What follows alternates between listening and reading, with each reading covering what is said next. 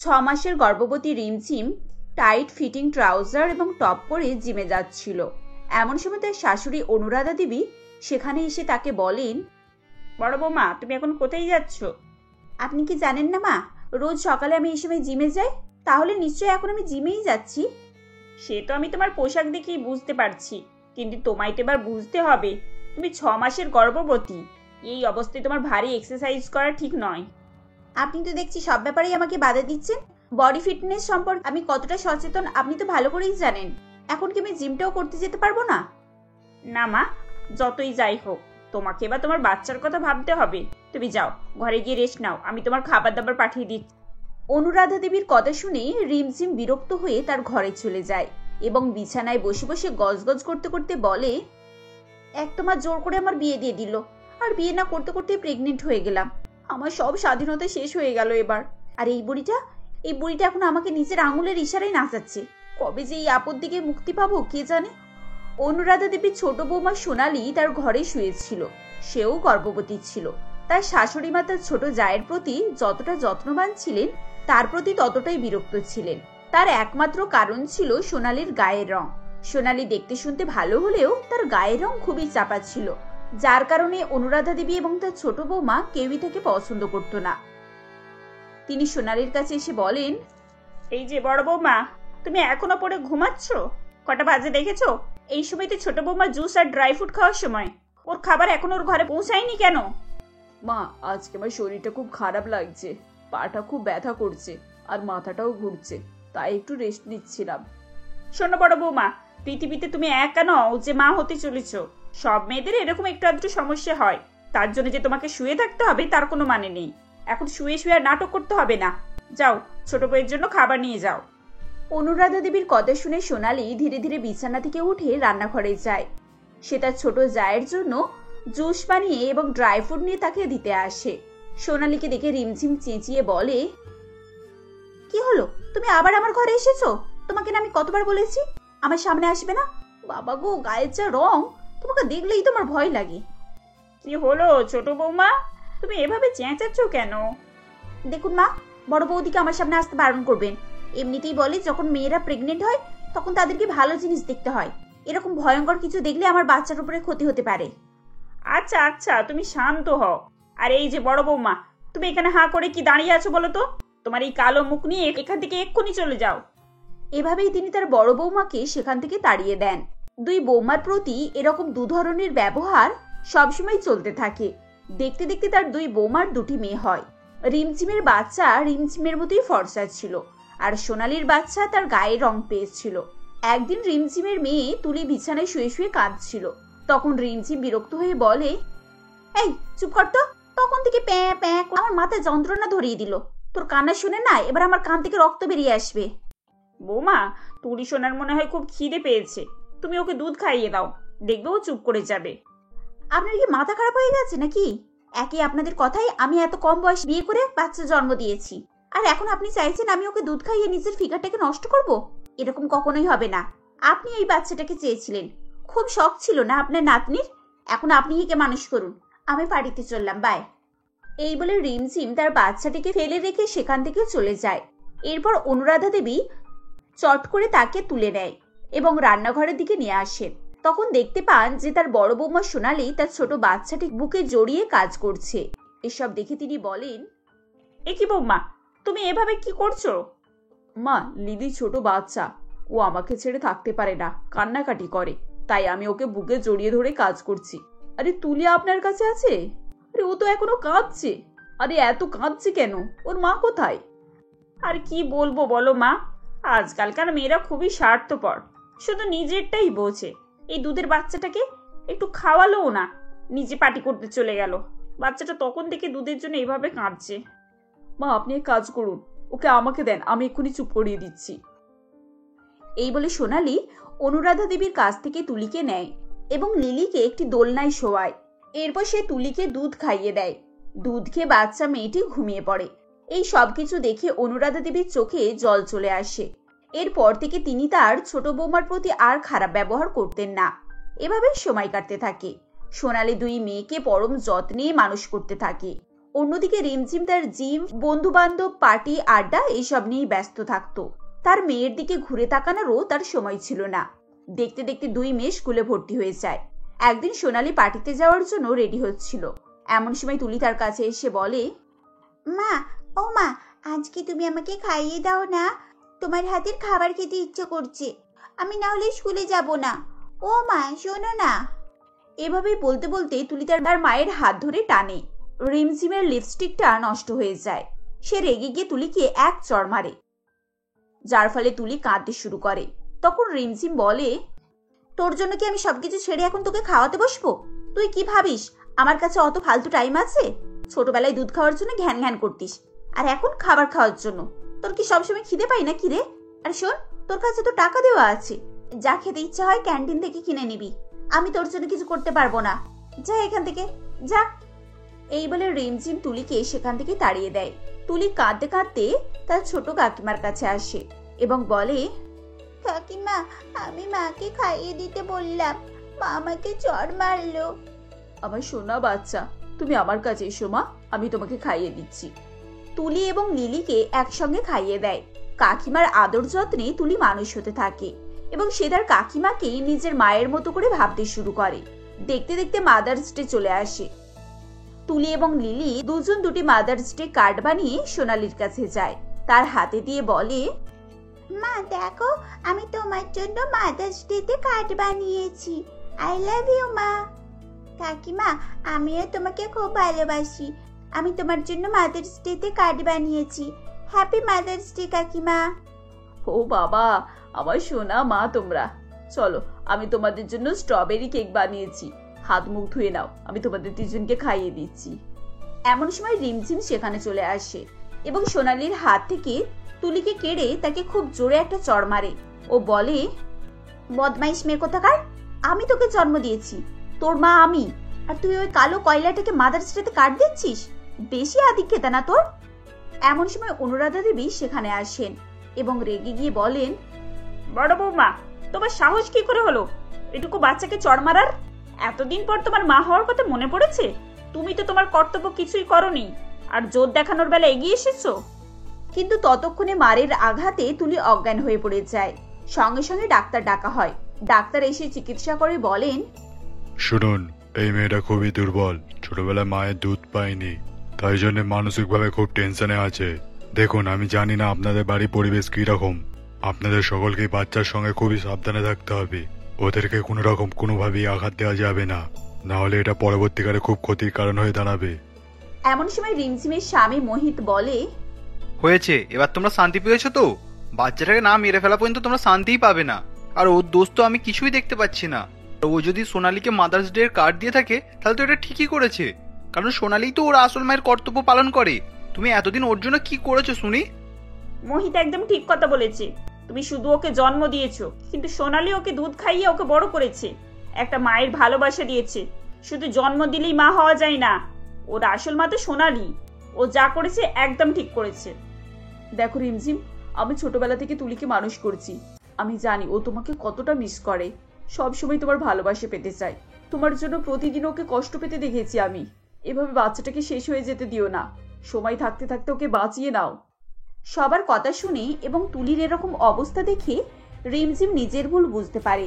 সবার কাছে হাত জোড়ো করে ক্ষমা চায় এবং বলে, আমাকে তোমরা সবাই ক্ষমা করে দাও, আমি সত্যি অনেক বড় ভুল করে ফেলেছি। আমি আমার বাচ্চাকে নিজে থেকে দূরে সরিয়ে রেখেছি। আমি ভুলে গিয়েছিলাম যে আমি একজন মা, আর একজন মায়ের কাছে সব থেকে গুরুত্বপূর্ণ হলো তার বাচ্চা। আপনারা আমাকে একটা সুযোগ দিন, আমি সবকিছু ঠিক করে দেব। রিমঝিমের কান্নাকাটি দেখে সবাই তখন তাকে ক্ষমা করে দেয়। এরপর থেকে রিমঝিম তুলির প্রতি যত্নবান হয় এবং সে সুন্দরভাবে তার যত্ন নেওয়া শুরু করে। এমনকি লিলিকেও সে ভালোবাসতে থাকে। এভাবেই তাদের সুখের সংসারে সুখ শান্তি ফিরে আসে।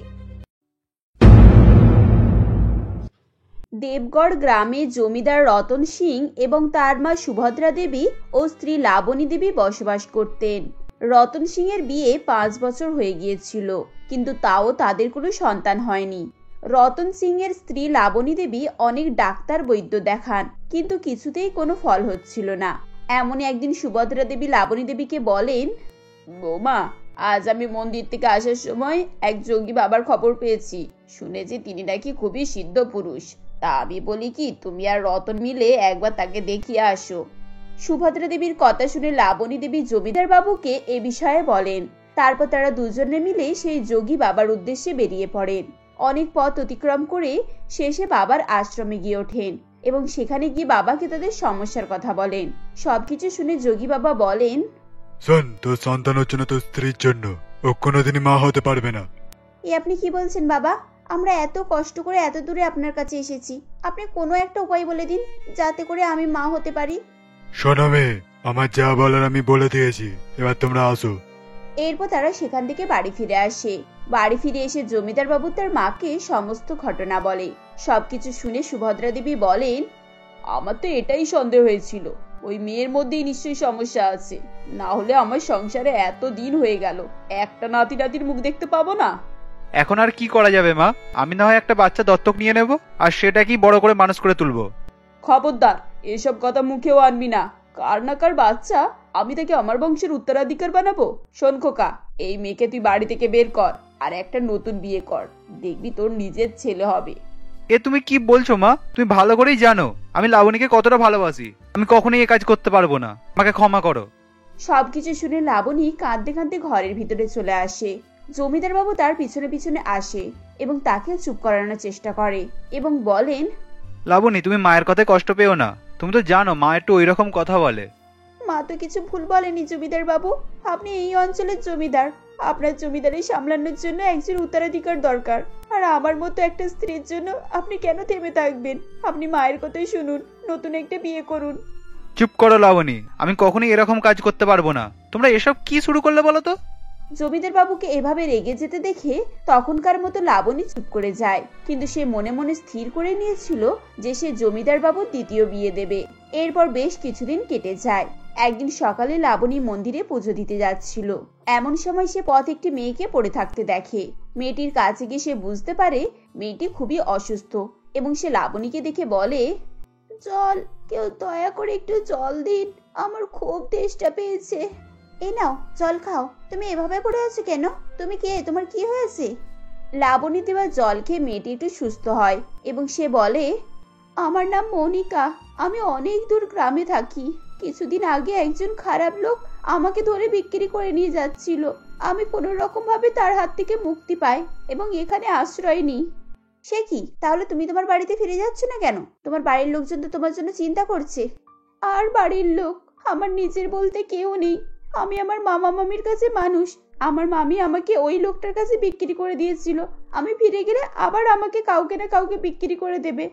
তোমাকে দেখে তো ভালো বাড়ির মেয়ে বলেই মনে হচ্ছে। তুমি তো দেখতে শুনতেও খুব সুন্দরী। এভাবে পথে ঘাটে থাকলে আবার কেউ না কেউ তোমার ক্ষতি করতে পারে। কিন্তু এছাড়া আমার যে আর কোনো উপায় নেই। এখানে কদিন ধরে ভিক্ষা করেই আমি আমার পেট চালাচ্ছি। আজ 2 দিন থেকে খুব জ্বর, তাই ভিক্ষা চাইতে পারছি না। মনিকার কথা শুনে লাবণী মনে মনে একটি সিদ্ধান্ত নেয়। সে ঠিক করে রতনবাবুর সঙ্গে মনিকার বিয়ে দেবে।